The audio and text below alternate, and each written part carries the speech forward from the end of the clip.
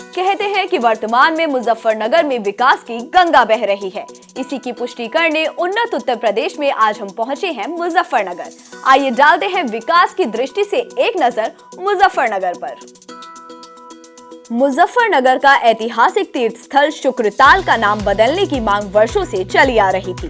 भागवत पीठ सुखदेव आश्रम के पीठाधीश्वर स्वामी ओमानंद सरस्वती महाराज ने तत्कालीन मुख्यमंत्री अखिलेश यादव से मिलकर भी इस मांग को उठाया था, लेकिन कोई कार्रवाई नहीं हुई और फाइल धूल फांकती रही। इस तीर्थ पर सुखदेव जी ने राजा परीक्षित को भागवत कथा सुनाई थी। वर्तमान सरकार ने मुजफ्फरनगर की तीर्थ नगरी शुक्रताल का नाम बदलकर शुक्र तीर्थ कर दिया है। यहाँ रहने वाले संतों व आम जन के लिए यह गर्व की बात है कि उनकी संस्कृति को पुनः सम्मान मिला। राष्ट्रीय स्वच्छ गंगा मिशन को लेकर इसी शुक्रताल के गंगा घाट पर नमामि गंगे परियोजना का शुभारंभ किया गया। बरसात के दिनों में मामौर झील से पानी की निकासी न होने के कारण झील अक्सर ओवरफ्लो होकर टूट जाती है, जिससे किसानों की फसलें नष्ट होती और पीने का पानी भी दूषित होता है। नमामि गंगे योजना के तहत जल निगम ने मामौर झील के पास सीवेज ट्रीटमेंट प्लांट का निर्माण कार्य शुरू कर दिया है।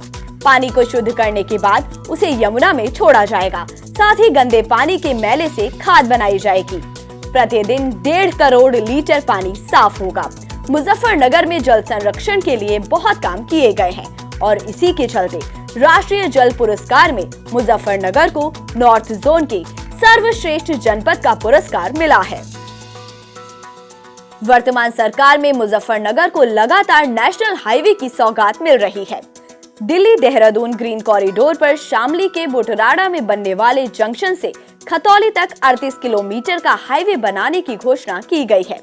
मुजफ्फरनगर से हरिद्वार तक NH58 के नए 4 लेन मार्ग का लोकार्पण हुआ।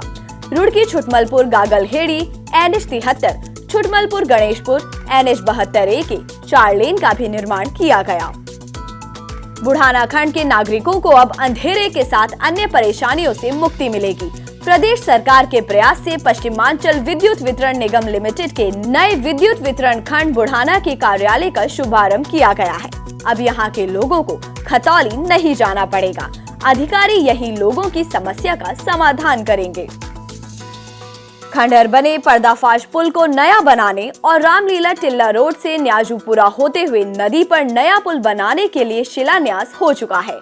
पुलों के बनने से शामली रोड की ओर से यातायात में सुगमता होगी। शहर के चारों ओर रिंग रोड निर्माण की योजना है। पश्चिम के विकास में यह रिंग रोड मील का पत्थर साबित होगा। वृद्धावस्था पेंशन योजना के तहत लगभग 4000 लाभार्थियों को 6,55,64,000 रुपए का भुगतान सीधे उनके बैंक खातों में हस्तांतरित किया गया है। विधवा पेंशन योजना से लगभग 6000 लाभार्थियों को 12,44,97,000 का भुगतान किया गया। दिव्यांग पेंशन योजना से लगभग 2000 लाभार्थियों को 5,36,00,000 रुपए सीधा उनके बैंक खाते में डाले गए। एक जनपद एक उत्पाद प्रदेश सरकार की रोजगार परक महत्वाकांक्षी योजना है।